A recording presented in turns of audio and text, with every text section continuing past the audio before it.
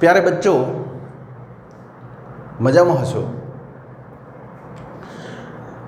આપણે અત્યાર સુધી શીખેલા ટોપિક જોઈ લઈએ તો સૌથી પહેલાં આપણે આ પ્રકરણમાં ચુંબકીય ક્ષેત્ર કેવી રીતે ઉત્પન્ન થાય એ આપણે જોયું। એટલે કે બાયો-સાવર્ટના નિયમની મદદથી આપણે ચુંબકીય ક્ષેત્રનું સૂત્ર મેળવ્યું। પછી વર્તુળાકાર રિંગનું, એટલે એ પણ આપણે શું કર્યું, ચુંબકીય ક્ષેત્રની વાત કરી। સારું, આ ચુંબકીય ક્ષેત્રનું સૂત્ર શોધ્યા પછી આ ચુંબકીય ક્ષેત્રમાં આપણે ગતિ કરતો વિદ્યુત ભાર મૂક્યો તો એક નવી ભૌતિક રાશિ મળી, જેનું નામ શું આપ્યું બચ્ચો? ચુંબકીય બળ। આ ચુંબકીય ક્ષેત્રમાં ગતિ કરતો વિદ્યુત ભાર મૂક્યો તો એના પર ચુંબકીય બળ લાગ્યું। એ બળનું નામ આપણે શું નામ આપ્યું? FM નામ આપ્યું। અહીંયા ચુંબકીય ક્ષેત્ર બી આપ્યું। પછી આ ચુંબકીય ક્ષેત્રમાં એક વિદ્યુત ભાર નહીં, અસંખ્ય વિદ્યુત ભાર ગતિ કરે। એનો મતલબ કે એક સળિયો મૂકી દીધો અને એ સળિયાની અંદર વિદ્યુત પ્રવાહ પસાર કર્યો તો એના આ સળિયા પર લાગતું ચુંબકીય બળનું સૂત્ર આપણે મેળવ્યું। બરાબર? તો આ FM જે હતું એ Q V ક્રોસ બી હતું બચ્ચો, V ક્રોસ બી આવું સૂત્ર હતું। પણ જ્યારે સળિયો મૂક્યો ત્યારે જે F લાગ્યું એ IL ક્રોસ બી હતું, ILB। અને તમે એ પણ યાદ છે કે જ્યારે બળ આવે છે ત્યારે આપણે જમણા હાથના પંજાનો નિયમ ઉપયોગ કરીએ છીએ દિશા શોધવા માટે, અથવા ફ્લેમિંગના ડાબા હાથનો નિયમ। પણ ચુંબકીય ક્ષેત્ર અને વિદ્યુત પ્રવાહ કહીએ ત્યારે એને આપણે ફક્ત જમણા હાથના અંગૂઠાનો નિયમ ઉપયોગ કરીએ છીએ। ફરીથી સમજાવું કે વિદ્યુત પ્રવાહ I પસાર થતો હોય ને હવે ચુંબકીય ક્ષેત્રની દિશા શોધવી હોય તો અહીંયા બે જ ભૌતિક રાશિ છે, I અને B। ત્યારે આપણે જમણા હાથના અંગૂઠાનો નિયમ ઉપયોગ કરીએ છીએ। પણ અહીંયા ત્રણ ભૌતિક રાશિ આવે છે, ત્રણ ભૌતિક રાશિ આવે છે ત્યારે બળ આવે છે, એટલે 3 ભૌતિક રાશિ આવે છે ત્યારે આપણે જમણા હાથના પંજાનો નિયમ અથવા ફ્લેમિંગના ડાબા હાથના નિયમનો ઉપયોગ કરીએ છીએ। આ હું તમને અત્યાર સુધી યાદ કરાવું છું એટલે તમને ખ્યાલ આવે કે ટોપિક ખરેખર ક્યાં જાય છે।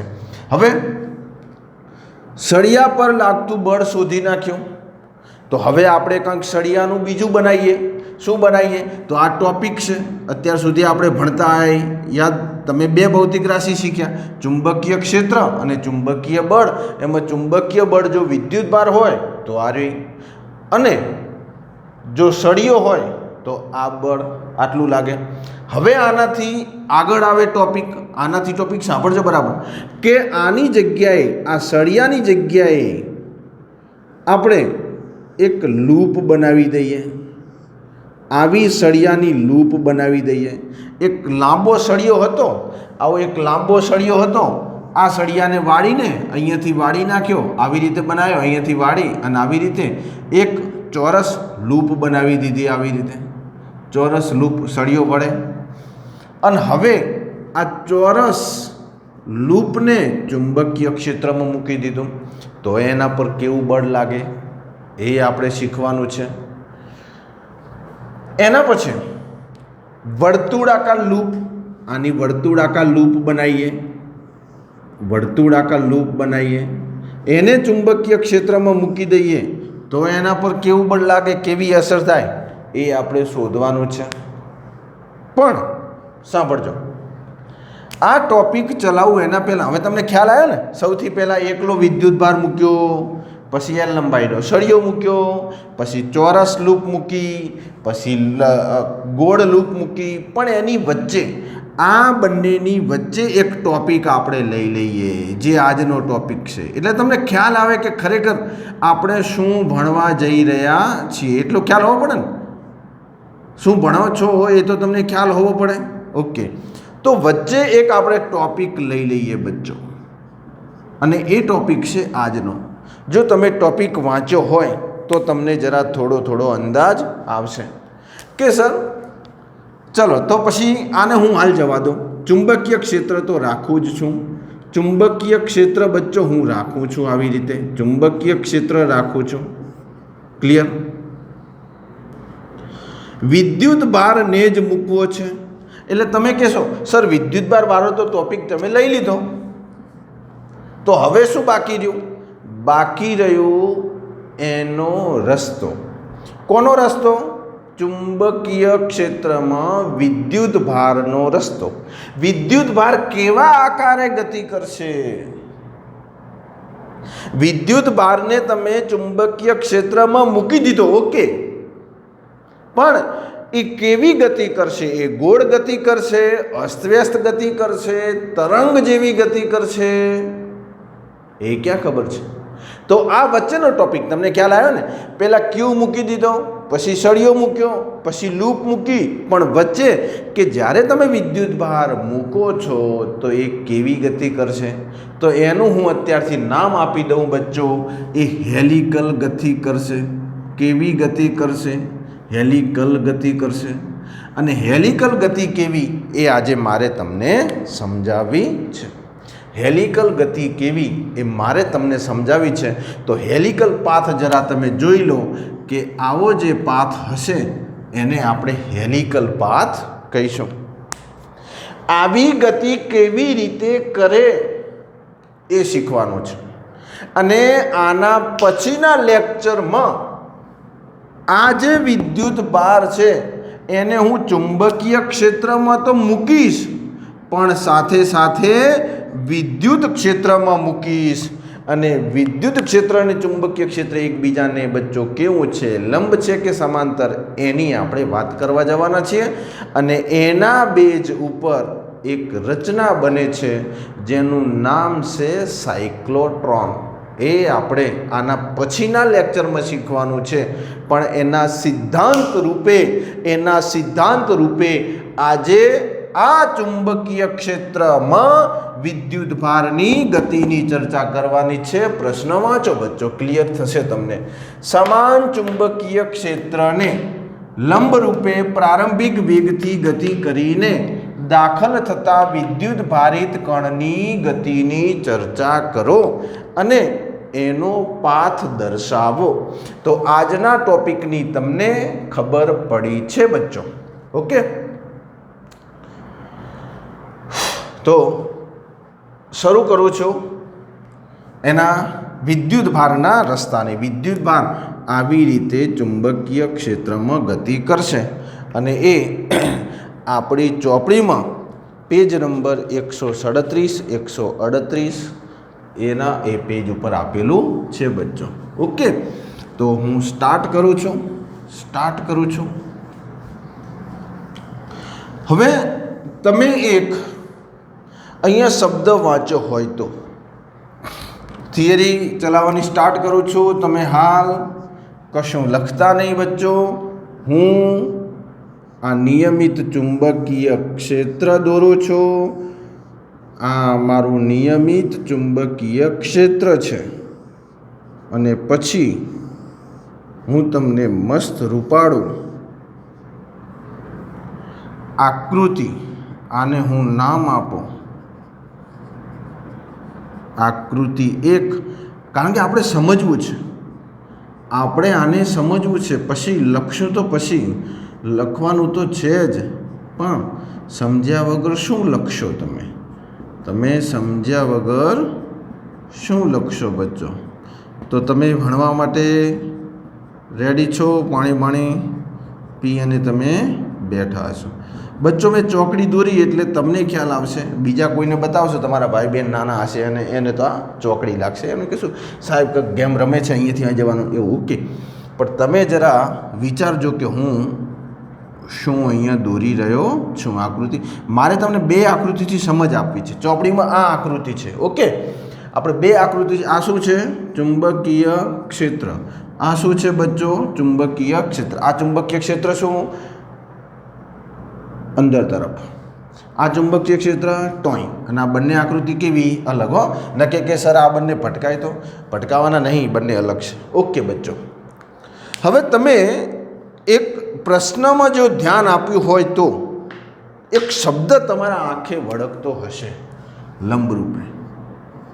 પણ મારે તમને એકલા લંબરૂપે શીખવાડવું નથી. લંબરૂપે, સમાંતર અને બંનેની વચ્ચે આવું શીખવાડવું છે. સર ખબર ના પડે. ઓકે, હું સમજાવું છું, કશું વાંધો નહીં. કેસ લેવો છે. કેસ એટલે શું? કિસ્સો. એટલે પહેલાં હું લઈ લઉં, અહીંયા આ પ્રશ્નમાં હું કેસ લઈશ. પણ જ્યારે પ્રશ્ન પૂછાય લંબરૂપે તો તમારે લંબવાળો કેસ લેવાનો છે. ઓકે, જેમ તમે લેક્ચર સાંભળતા જશો એમ તમને ખબર પડતી જશે કે હું ખરેખર શું કહેવા માગું છું, મારી ફિલિંગ જે છે એ શું છે, અને એ પછી તમને ખ્યાલ આવશે બચ્ચા. ઓકે, સારું. સમાન ચુંબકીય ક્ષેત્રમાં પ્રારંભિક વેગથી ગતિ કરે છે કોણ? વિદ્યુતભાર. તો એ વિદ્યુતભાર પર બળ લાગશે સૌથી પહેલાં તો Fm. આ Fm જેટલું બળ લાગશે Q V ક્રોસ B. ચુંબકીય બળ લાગ્યું બચ્ચો. ક્લિયર થવું જોઈએ. હું શું લખી રહ્યો છું એ તમને પણ ખ્યાલ આવવો જોઈએ, સભાન અવસ્થામાં તમને ખ્યાલ આવવો જોઈએ. ઓકે, આટલું બળ લાગશે. આ બળ આ બંનેથી બનતું સમતલને લંબ હશે.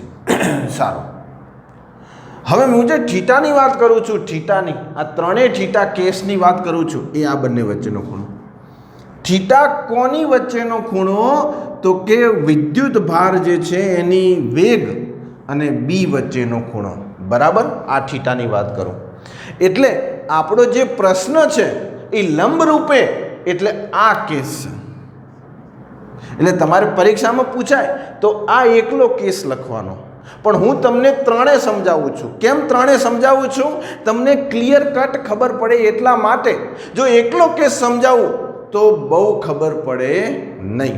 તો ત્રણેય કેસ સમજાવું. તો સૌથી પહેલો કેસ છે કેસ થીટા બરાબર 0.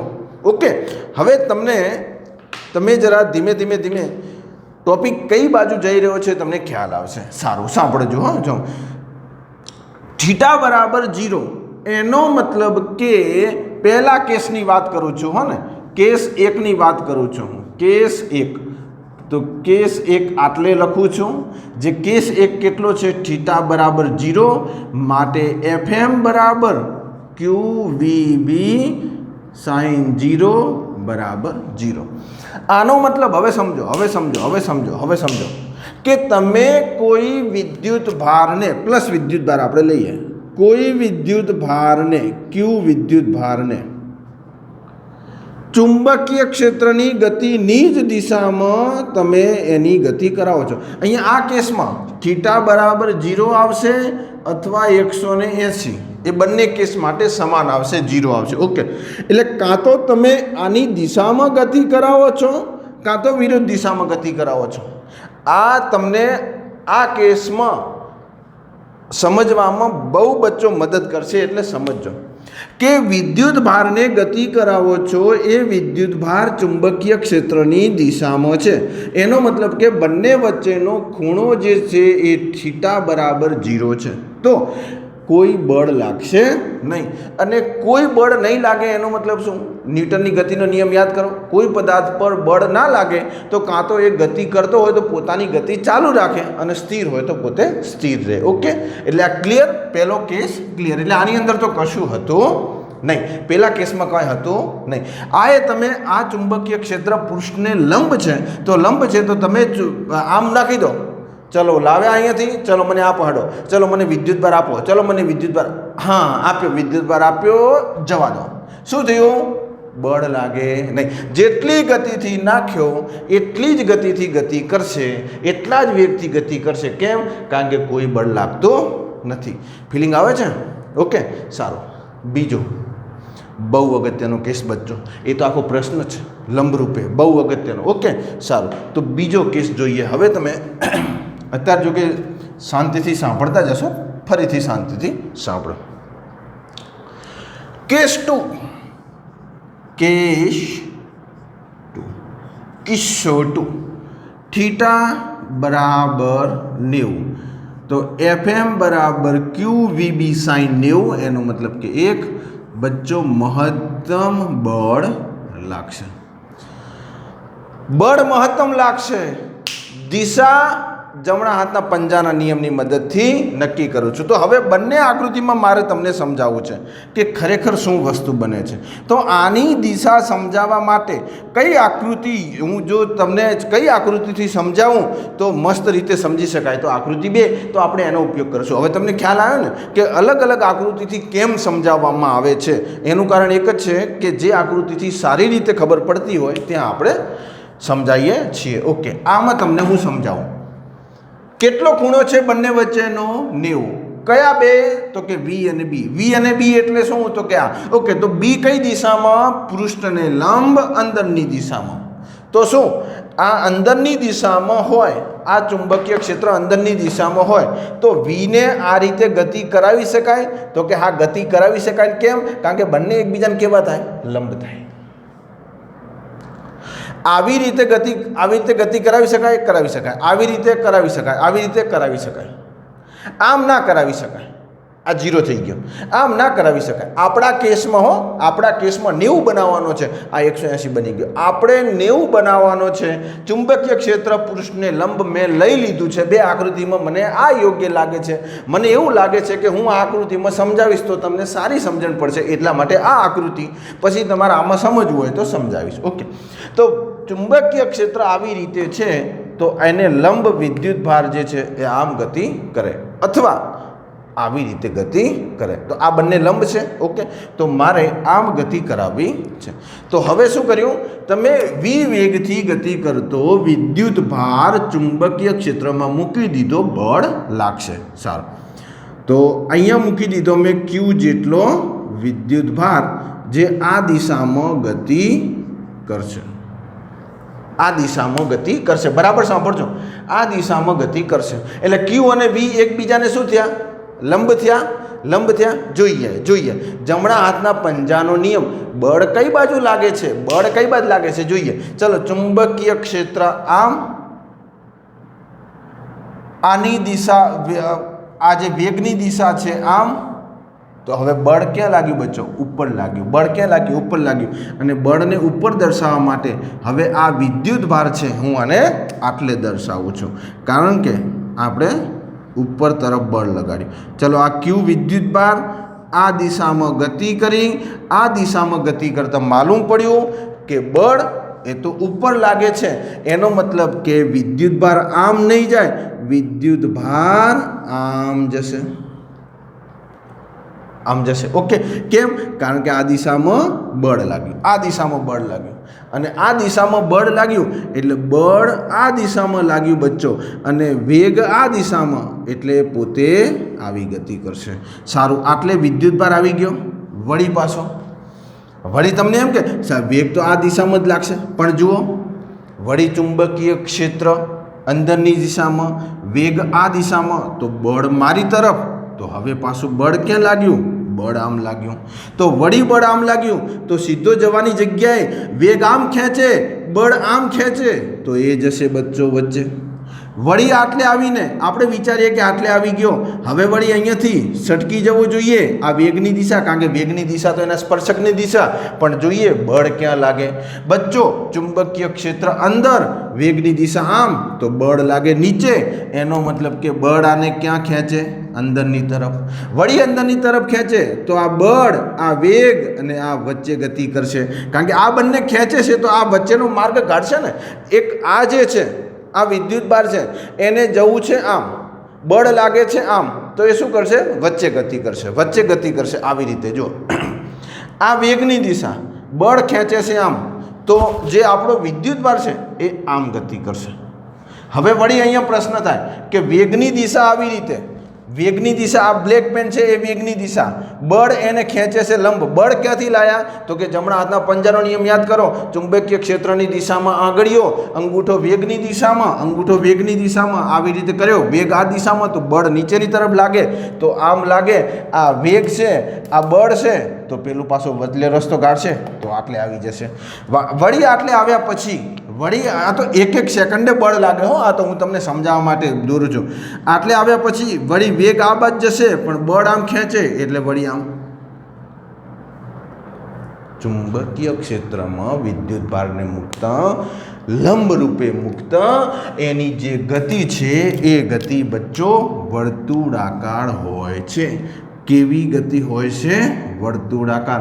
અને આ જ્યારે વૈજ્ઞાનિકોએ શોધ્યું ને ત્યારે એમને જબરજસ્ત રિઝલ્ટ મળ્યું બચ્ચો, જબરજસ્ત રિઝલ્ટ મળ્યું ને પછી આ તો ક્રાંતિકારી કહેવાય છે. આ તો આ શોધ તો ક્રાંતિકારી કહેવાય છે કે હારું વેગને મૂકી દઈએ છીએ, આ ચુંબકીય ક્ષેત્ર આ રીતે વિદ્યુત ભારને ગતિ કરતો આમ આવે, ઝુમ ઝુમ ઝુમ ઝુમ ઝુમ ઝુમ ફરવા મળે. તમારી પાસે ચુંબકીય ક્ષેત્ર, મારી પાસે વિદ્યુત ભાર, મૂકી દીધો, ઝુમ ઝુમ ઝુમ ઝુમ ઝુમ ઝુમ. અરે યાર જબરજસ્ત કર્યું. ચુંબકીય ક્ષેત્રમાં લંબ રૂપે મૂકતા આ તો વર્તુળાકાર ગતિ કરવા માગે છે, અને વર્તુળાકાર ગતિ કરે છે એટલે કંઈક અલગ રિઝલ્ટ મળશે. તો હવે આ વર્તુળાકાર ગતિ કરે છે તો હવે એની વિવિધ ભૌતિક રાશિઓ, હવે મને ખબર છે ઘણા બધા વિદ્યાર્થીઓના મગજમાં વર્તુળાકારને લગતી ઘણી બધી ભૌતિક રાશિઓ આવી ગઈ. ચલો સૌથી પહેલાં તો શું? સૌથી પહેલાં તો વર્તુળાકારની ત્રિજ્યા, પછી તો એનો આવર્તકાળ, એટલે કે એક વર્તુળ પૂરું કરતાં લાગતો સમય, એનું પણ સૂત્ર લઈશું.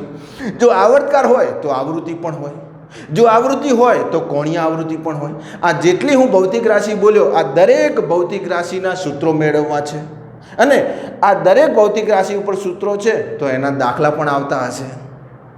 ક્લિયર થાય છે શું કહેવા માગીએ છીએ? વિદ્યુત ભાર ગતિ કરતો હોય ને એને તમે ચુંબકીય ક્ષેત્રમાં લંબ રૂપે મૂકી દો તો વર્તુળાકાર ગતિ કરે, સમાંતર રૂપે મૂકી દો તો સીધી ગતિ કરે. આટલી ક્લિયર કટ વાત ખબર પડે છે. અને વર્તુળાકાર કેવી રીતે કરે છે એ બળ મેં તમને અહીંયા દોરીને બતાવ્યું. તો આવી રીતે વર્તુળાકાર ગતિ કરે છે બચ્ચો.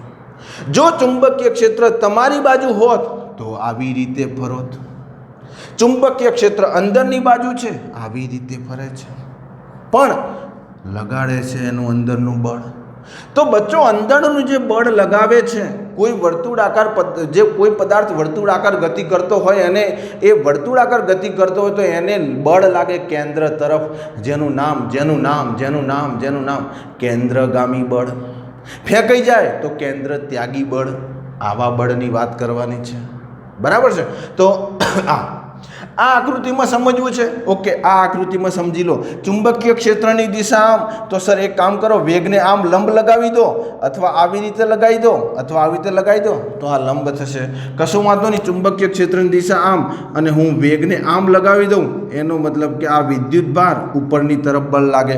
તો જોઈએ આનું બળ. ચુંબકીય ક્ષેત્રની આમ, વેગની દિશા આમ, તો આની ગતિ અંદરની તરફ, એટલે આ વિદ્યુત ભાર બચ્ચો અંદર જશે. આ વિદ્યુત ભાર અંદર જશે એટલે આવી રીતે વર્તુળાકાર ગતિ કરશે. એટલે આમ વર્તુળ દોરવું એના કરતાં આ રીતે વર્તુળ દોર્યું તો એ તમને જરા વધારે ખ્યાલ આવે. અહીંયા વર્તુળ જ બને, ચુંબકીય ક્ષેત્રમાં વર્તુળ જ બને, જેમ આ વર્તુળ બન્યું તેમ. પણ આ આકૃતિમાં વધારે સારી રીતે ખબર પડે છે. કેમ? કારણ કે અહીંયા ચુંબકીય ક્ષેત્ર લંબ રૂપે દોરી નાખ્યું છે અને આ ચુંબકીય ક્ષેત્ર એક્સ અક્ષમાં દોર્યું છે.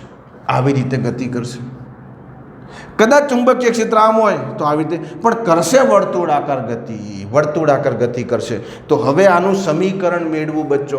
તો હવે સમીકરણ કેટલું? તો મેં તમને ભૌતિક રાશિઓ કીધી એટલું. કઈ ભૌતિક રાશિ? સૌથી પહેલાં તો સાહેબ વર્તુળાકાર ગતિ કરે છે તો આની ત્રિજ્યા કેટલી એ જરા અમને કોને? તો ચલો આની ત્રિજ્યા કેટલી લઈ લો બચ્ચો? આર લઈ લો. સૂત્ર કેવી રીતે તારવશો? તો વિચારો કે આ જે વર્તુળાકાર ગતિ કરે છે એના માટે લાગતું કેન્દ્રગામી બળ, આ કેન્દ્રગામી બળ કોણ પૂરું પાડે છે? આ પૂરું પાડે છે. આ ક્યાંથી આવે? અરે યાર ચુંબકીય બળ છે, તમે જુઓ તો ખરા, લંબ રૂપે મૂકેલું છે. તો શું થશે? QVB. એનો મતલબ અહીંયા શું લખી શકાય? ચુંબકીય બળ. હવે કેન્દ્રગામી બળ 11મા ધોરણમાં આવે છે, યાદ કરો, mv²/r, જે r અને ત્રિજ્યા v વેગ, આ વેગની વાત છે. ચુંબકીય બળ θ = 90 દોશો તો શું આવશે? QVB. ચલો r ને કરતા બનાવો, આ ઉડી જશે. r ને કરતા બનાવીએ તો r બરાબર mv/qb. બચ્ચો આ સમીકરણ 1 મળ્યું. આ સમીકરણ 1 મળ્યું. આ એક સમીકરણ તમે ધ્યાનથી જુઓ. આ સમીકરણ તમે ધ્યાનથી જુઓ બચ્ચો કે વર્તુળાકાર માર્ગની ત્રિજ્યા, અહીંયા આપણે આ ખરેખર આની ચર્ચા કરવાની છે ને, આનું એનાલિસિસ કરવાનું છે કે આ સૂત્ર જે એમાં જમણી બાજુ અને ડાબી બાજુના પદો કયા છે, અને એમાં આ જે નીટવાળા અને આપણે JEE વિદ્યાર્થીઓને બહુ કામમાં આવશે, કારણ કે આ કોન્સેપ્ટ બિલ્ડ કરે છે. અહીંયા કોન્સેપ્ટ બેઝ ઉપર આના ઉપરથી MCQ આવે છે. સાંભળજો, આ વર્તુળાકાર માર્ગની ત્રિજ્યા MV અને QB પર આધારિત છે. ફરીથી M દળ ઉપર આધારિત છે, એની વેગ પર આધારિત છે, એ વિદ્યુતભારની જે કુલંબ, કેટલા કુલંબ વિદ્યુતભાર છે એ, અને ચુંબકીય ક્ષેત્ર પર આધારિત છે. એમાં MV એ સમાન મતલબ ચલે છે અને આ વ્યસ્ત પ્રમાણમાં ચાલે છે. આનો મતલબ એવો થયો કે વિદ્યુતભારનું દળ તમે વધારશો તો વર્તુળાકારની ત્રિજ્યા વધશે, અથવા એની ઝડપ વધારશો તો પણ વર્તુળાકાર ત્રિજ્યા વધશે. એનો મતલબ કે હવે તમે અહીંયા 2 મીટર પ્રતિ સેકન્ડની ઝડપથી વિદ્યુત ભારને તમે નાખો છો તો એનું વર્તુળ આટલું બને છે, પણ 10 મીટર પ્રતિ સેકન્ડની ઝડપથી નાખો છો એનું વર્તુળ મોટું બનશે. એનાથી પણ વધારે ઝડપથી નાખો છો તો એનું વર્તુળ મોટું બનશે. કેમ? કારણ કે વેગ વધશે, ઝડપ વધે એમ ત્રિજ્યા વધે. કોની? વર્તુળાકાર માર્ગ. વર્તુળાકાર માર્ગ કોણ ગતિ કરે? વિદ્યુતભાર. વિદ્યુતભાર શેમાં છે? ચુંબકીય ક્ષેત્રમાં. કેવી ગતિ છે? લંબ ગતિ છે. એટલા માટે આ બળ લાગે છે. બહુ અગત્યનું છે. ચુંબકીય ક્ષેત્ર વધે એમ એની ત્રિજ્યા ઘટશે બચ્ચો. ઓકે, તમે વધારે દળવાળો વિદ્યુતભાર નાખો, હવે તમે વધારે દળવાળો ઇલેક્ટ્રોન કે પ્રોટોનની અંદર નાખો, જેનું દળ વધારે હશે એની ત્રિજ્યા વધારે હશે. પડે ખબર? એક આ સમીકરણ છે. ઓકે, આ સમીકરણ ઉપરથી બચ્ચો, આ સમીકરણ ઉપરથી હવે આપણે વિવિધ સમીકરણ તારવવા છે. તો આ આપણને વિદ્યુત ભાર જે છે, વિદ્યુત ભાર એની ત્રિજ્યાનું સમીકરણ મળ્યું. ચલો હવે એક આ સમીકરણ જેને આપણે શું કહીશું? ત્રિજ્યા. આ હું તમને લખીને આપી, ચિંતા ના કરતો, હાલ ખાલી તમે સમજો. ઓકે, ત્રિજ્યા. હવે પછી આવર્તકાળ. આવર્તકાળ એટલે શું? એક વર્તુળ પૂરું કરવા માટે લાગતો સમય. તો આવર્તકાળ T બરાબર અંતર. તો એક વર્તુળ પૂરું કરતા અંતર કેટલું થાય બચ્ચો? 2πr. અંતર ભાગ્યા ઝડપ થાય ને? કેમ? અરે યાર, ઝડપ બરાબર અંતર ભાગ્યા સમય. તો સમયને કરતા બનાવી નાખ્યો, ઝડપ ક્યાં જશે? નીચે જશે. આ ટીના સમીકરણમાં દેખાય છે ને? આ ટીના સમીકરણમાં આરની જગ્યાએ મૂકી દો. ચલો કશું વાંધો નહીં, 2π/v તો આવશે જ, અને આરની જગ્યાએ mv/qb મૂકી દઈએ. અગત્યનું સમીકરણ મળશે. જુઓ, v ઉડી જશે, 2πm/qb. આ બધા સમીકરણ તમારે યાદ રાખવાના છે. આ સૂત્રો તમારે બચ્ચો યાદ રાખવાના છે. આ સૂત્રો યાદ રાખવાના છે. ઓકે, આવી રીતે કરું છું એટલે કદાચ કે હું નીચે લખું તો તમને દેખાય આ સૂત્ર. બચ્ચો આ સૂત્ર શેનું મળ્યું? અરે સર તમે તો અમને કીધું આવર્તકાળનું સમીકરણ મળ્યું. બહુ વેરી ગુડ, બહુ વેરી ગુડ. જરા મને જોઈને કહો ને, આ આવર્તકાળના સમીકરણમાં ક્યાંય વેગ છે? ના સર, 2 છે, પાઈ છે, એમ છે, ક્યુ છે. અરે વેગ નહીં. યસ, વેગ પર આધારિત નથી. એનો મતલબ શું થયો કે ચુંબકીય ક્ષેત્રમાં તમે વિદ્યુત ભારને ગમે એટલા વેગથી ફેંકશો, 2 મીટર પ્રતિ સેકન્ડની વેગથી ફેંકો કે 10 મીટર પ્રતિ સેકન્ડની વેગ કે 15 કે 20 મીટર પ્રતિ સેકન્ડની ઝડપથી તમે ફેંકો, એનો આવર્તકાળ બદલાશે નહીં. કેમ? જુઓ તો ખરા યાર. જેની ઝડપ વધારે હશે એની ત્રિજ્યા મોટી હશે, એટલે એને ફરવા માટે વધારે જવું પડશે.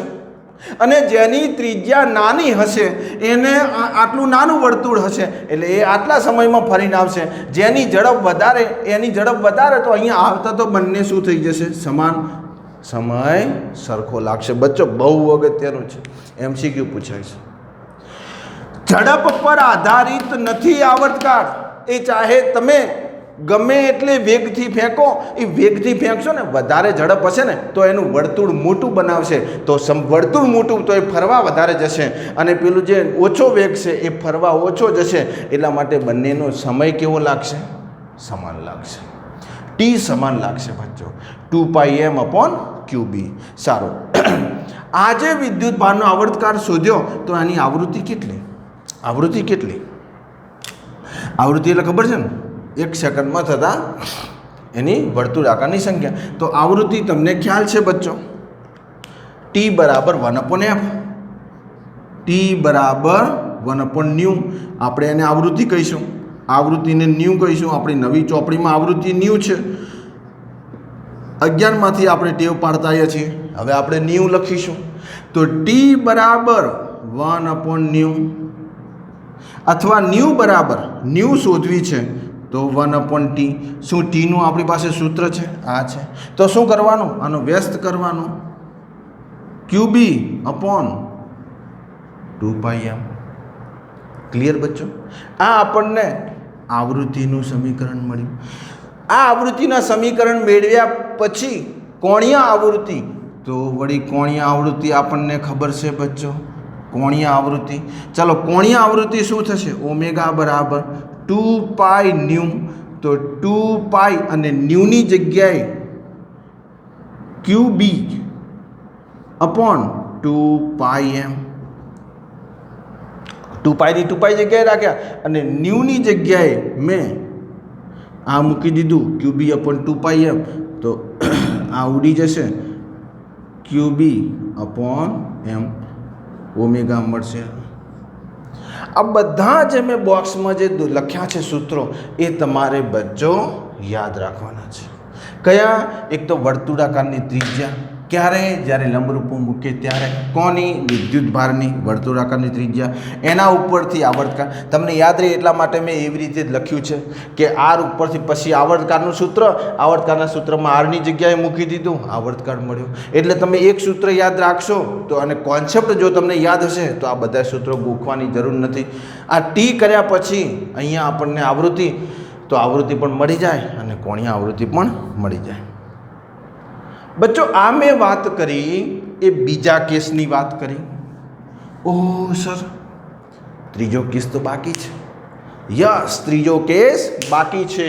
તો ત્રીજો કેસ ભણવા માટે બચ્ચો તૈયાર થઈ જાઓ. આ પ્રશ્ન હતો આપણે સમાન ચુંબકીય ક્ષેત્રને લંબરૂપે પ્રારંભિક વેગથી ગતિ કરીને દાખલ થતા વિદ્યુતભારી કણની ગતિની ચર્ચા કરી. આ આપણે ચર્ચા કરી બચ્ચો, અને હવે આપણે એને નથી 0ના ખૂણે મૂકવો, નથી 90ના ખૂણે મૂકવો, વચ્ચે મૂકવો છે. જોઈએ વર્તુળાકાર ગતિ કરે છે કે પછી અલગ ગતિ કરે છે, એની આપણે બચ્ચો ચર્ચા કરવી છે. તો આજે સૂત્રો આપણને મળ્યા, આ સૂત્રો આપણે યાદ રાખવાના છે, અને જ્યાં જ્યાં આપણને દાખલા પૂછાય ત્યાં આપણે વાપરવાના છે. હવે અહીં કેસ 3 લેવા જઈશું તો વિડીયોની લેન્થ વધી જશે, એટલે કેસ 3નો એક આપણે અલગ વિડીયો બનાવીએ. પણ આની અંદર આપણે ઉદાહરણ લઈ લઈએ. ઉદાહરણ 4.3 પેજ નંબર 139. ચલો તો તમે જોઈ રાખો. ઉદાહરણ કે સ્વાધ્યાયના દાખલા તમે નોંધી રાખજો, કારણ કે આપણે જે રીતે ટોપિક સિક્વન્સમાં છે એવી રીતે ચલાવ્યા છે. એટલે પહેલાં આપણે અર્ધવચ્ચેથી 22 સવાલ લીધો, વળી પાછા આગળ આવ્યા, વળી પેલા 2 સળિયા માટે વળી વચ્ચે ગયા, વળી આપણે આગળ આવ્યા. ઓકે, તો ઉદાહરણ 4.3 હું વાંચું છું. 6 × 10⁻4 ટેસ્લા જેટલા ચુંબકીય ક્ષેત્રને લંબરૂપે 3 × 10⁷ મીટર પ્રતિ સેકન્ડની ઝડપથી ગતિ કરતા ઇલેક્ટ્રોન, જેનું દળ આપેલું છે અને એનો વિદ્યુતભાર આપેલો છે, ના માર્ગની ત્રિજ્યા કેટલી હશે? r. હાલ આપણે સૂત્ર લીધું એ. અને પરિભ્રમણની આવૃત્તિ ન્યૂ 1/t વાળું, અને ઉર્જા ગતિ કરતો હોય એટલે સ્વાભાવિક છે ગતિ ઉર્જા હોય, એને KeVમાં શોધવાનો છે. હવે KeV એટલે ઇલેક્ટ્રોન વોલ્ટ. હવે તમને ખબર છે કે ઉર્જા જે હોય, આ તમને જરા સમજાવી દઉં, એનો એકમ જૂલ હોય, પણ એનાથી નાનો એકમ ઇલેક્ટ્રોન વોલ્ટ. હવે ઇલેક્ટ્રોન વોલ્ટ પછી કિલો ઇલેક્ટ્રોન વોલ્ટ હોય તો 10⁻³ કિલો માટે શું લાગશે? 10⁻³. આ સમજાવું છું એટલે દાખલો ગણતી વખતે તમે મને પ્રશ્ન ના પૂછો. એમ એટલે કે મેગા ઇલેક્ટ્રોન વોલ્ટ, તો 10⁶ ઇલેક્ટ્રોન વોલ્ટ. તો આ છે બચ્ચો ઇલેક્ટ્રોન વોલ્ટ. અને જેનો સંબંધ આપેલો છે અહીંયા કે 1 ઇલેક્ટ્રોન વોલ્ટ બરાબર 1.6 × 10⁻−19 જૂલ. તો જૂલ પછી આ એક નાનો એકમ છે. જૂલ મોટો એકમ છે, ઇલેક્ટ્રોન વોલ્ટ બચ્ચો નાનો એકમ છે. તો આપણે કશું વાંધો નહીં, જૂલ આપણે SI એકમ તો જૂલ છે ને. જૂલ 1 જૂલ કરવો હશે તો ઇલેક્ટ્રોન વોલ્ટ માટે આના વડે ભાગી નાખીશું. એના વડે ભાગી નાખીશું એટલે આપણને ઇલેક્ટ્રોન વોલ્ટ મળશે, અને એમાં 10⁻³ લગાવી દઈશું એટલે આપણને કિલો ઇલેક્ટ્રોન વોલ્ટ મળશે. એટલે એ એકમ ફેરવવાની વાત છે, એટલે એની બહુ ચિંતા આપણને નથી. તો ગણવાનો પ્રયત્ન કરીએ. તો ચલો ઝડપથી કોપી અને પેન નીકાળો તમે. મને લગભગ ખબર છે કે ઘણા વિદ્યાર્થીઓ દાખલો ગણી પણ નાખ્યો. વિડીયો પાઉચ કરો અને દાખલો ગણવાની શરૂઆત કરો. અરે રાહ કોની જુઓ છો યાર? ચલો ઝડપથી કમ ઓન. ઓકે, ચલો વિડીયો પાઉચ કર્યો હશે તમે, વિડીયો પાઉચ કર્યો હશે. તો એ જોઈએ ત્રિજ્યાનું સૂત્ર શું? R બરાબર mv/qb. તો mv/qb પણ અહીં લખવું પડે ને, કે અહીં ચલો દળ, તમે આ બધું લખ્યું હશે એવી મને તમારા ઉપર પૂરેપૂરી શું છે? નિરાશાની આશા છે. ઓકે, mv 3 × 10⁷ q પણ આપેલો છે. b નિયમિત ચુંબકીય ક્ષેત્ર ટેસ્લામાં બહુ ઓછું છે. સારું, બસ આ બંનેની કિંમત મૂકશો એટલે કેલ્ક્યુલેટરમાં તમે મારા કરતાં પણ માહિર છો. તો તમે આની ત્રિજ્યા મળી જશે બચ્ચો. ત્રિજ્યા મળી જશે 28. આ ક્યાં ખબર ને? કિંમતો મૂકતા. હવે કિંમતો હું નહીં મૂકતો ને, કિંમતો મૂકતા, કારણ કે તમને જે આવડે છે ને એ હું અહીંયા નહીં લખું. તમને નથી આવડતું ને એ હું લખીશ. આ તમને આવડે છે, એમની જગ્યાએ આ મૂકશો, વીની જગ્યાએ આ મૂકશો, આનો ગુણાકાર કરશો, આનો ગુણાકાર કરીને આનો ભાગાકાર કરીને જવાબ આટલો આવશે. ગુણ્યા 10⁻².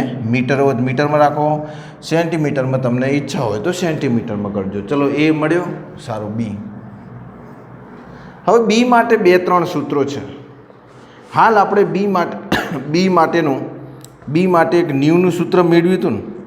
ન્યૂનું સૂત્ર શું મેળવ્યું હતું કહો? ન્યૂનું સૂત્ર, તો ન્યૂનું સૂત્ર તમે આમ પણ કરી શકો ને, કે ન્યૂ બરાબર 1/t, અને ટી એ તમે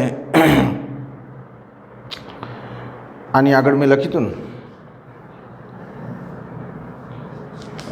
ટી એટલે પેલું થાય ને પાછું 2πr/v, એટલે 2πr ભાગ્યા વી. આ પણ લખો, વી અને આર આપેલો છે, વી અને આર ચોપડીમાં આ સૂત્ર આપેલું છે. તમે પેલું ક્યુબી અપન એમ બી વાળું મૂકવું હોય તો મૂકી શકો. તો દરેકની કિંમત છે અહીંયા. આર તમે હાલ શોધ્યો, મીટરમાં રાખજો, આરને મીટરમાં અહીંયા મૂકી દો, ઝડપને એ બધું છે. તો તમને આવૃત્તિ અને આવૃત્તિનો એકમ પણ તમને આવડે છે, 17 × 10⁶ હર્ટ્ઝ, જે અહીંયા મેગામાં ફેરવેલું છે, કારણ કે 10⁶ એટલે શું થશે? મેગા. આ બધું આ ગણિત છે, ખ્યાલ આવે છે ને. અને ત્રીજું છે ઉર્જા. તો ઉર્જા કે બરાબર E બરાબર 1/2 mv². કે લખશો તોય વાંધો નહીં, કારણ કે ગતિ ઉર્જા. તો વળી પાછો એમ આર વી આ છે. એ જે ઉર્જા આવશે એ શેમાં આવશે બચ્ચો? જૂલમાં આવશે. તો એ જૂલમાં ઉર્જા આટલી આવશે, કિંમતો મૂકી. આ બધું કિંમતો મૂકીને હું જવાબ લાવું છું, જૂલ છે, બરાબર. તો હવે ઇલેક્ટ્રોન વોલ્ટમાં ફેરવવા માટે એને શું કરવું પડશે? ઇલેક્ટ્રોન વોલ્ટમાં ફેરવવા માટે ભાગવા પડશે, કે પણ 1 ઇલેક્ટ્રોન વોલ્ટ બરાબર 1.6 × 10⁻⁹ જૂલ. તો અહીંયા જૂલ છે, તો 1 જૂલ બરાબર કેટલા? તો 1 ઇલેક્ટ્રોન વોલ્ટ ભાગ્યા 1.6 × 10⁻⁹. એટલે આ શું બની જશે? Electron volt. એટલે કશું કરવાનું નહીં. 1 જૂલ હોય તો આટલા વડે ભાગો, તો આટલા જૂલ હોય તો આના છેદમાં જ આ મૂકી દો ને, આના છેદમાં મૂકી દો. આ કેવી રીતે આવે મેં તમને શીખવાડ્યું. તો 1.6 × 10⁻⁹ મૂકશો એટલે જૂલ જૂલ નહીં લે, શું રહી જશે? ઇલેક્ટ્રોન વોલ્ટ થઈ જશે. ઇલેક્ટ્રોન વોલ્ટ થઈ જશે. અને ઇલેક્ટ્રોન વોલ્ટ થઈ જશે એ પછી આપણા કેસમાં કિલો ઇલેક્ટ્રોન વોલ્ટ, એટલે આવી રીતે આવશે 2.5 × 10⁻³ ઇલેક્ટ્રોન વોલ્ટ. તમારી આપણી ગણતરી આવી આવશે. અને આ ગણતરી કર્યા પછી આ 10⁻³ EV એટલે KeV, કારણ કે કે લાગે ને 2000ની સાલ હોય ને એટલે શું કે 2K બધા એવું કે છે ને. બસ આ વસ્તુ છે, 2.5 ઇલેક્ટ્રોન વોલ્ટ. મારી ફિલિંગ તમે સમજ્યા હશો. મારી ફિલિંગ એ છે કે આપણને આમાં રસ, ઓકે આ છે, આપણે શોધવાનું છે, પણ આમાં રસ નહીં. આપણને કેવી રીતે આવ્યું એ રસ છે. તો જૂલ હતું અત્યાર સુધી. અહીંયા શું હતું? જૂલ. જૂલને ઇલેક્ટ્રોન વોલ્ટમાં ફેરવવા માટે આટલા વડે ભાગવા પડે. ઇલેક્ટ્રોન વોલ્ટને જૂલમાં ફેરવવા વડે આટલા વડે ગુણવા પડે. તો ભાગીને જે જવાબ આવ્યો એ આટલો આવ્યો. તો 10⁻³ ને શું લખી શકાય? કિલો. કિલો માટે શું? તો KeV. તો 2.5 KeV. તો આવી રીતે આપણે જે વિદ્યુત ભારને લંબ રૂપે મૂકી દો તો આપણને આ રીતે આના ત્રિજ્યાના કે આવર્તકાળના કે આવૃત્તિના સૂત્રો મળે. અને એ આપણને ક્યાં કામમાં આવશે? સાયક્લોટ્રોનમાં. તો વળી પાસે આપણે નવા ટોપિકની અંદર, નવા લેક્ચરની અંદર આપણે આ જે વિદ્યુત ભાર છે એને 0 અને 90 વચ્ચેના ખૂણે મૂકવો છે અને જોવું છે કે રસપ્રદ એનો આકાર કેવો આવે છે એ આપણે શીખીશું બચ્ચો. તો ત્યાં સુધી ટાટા, બાય બાય.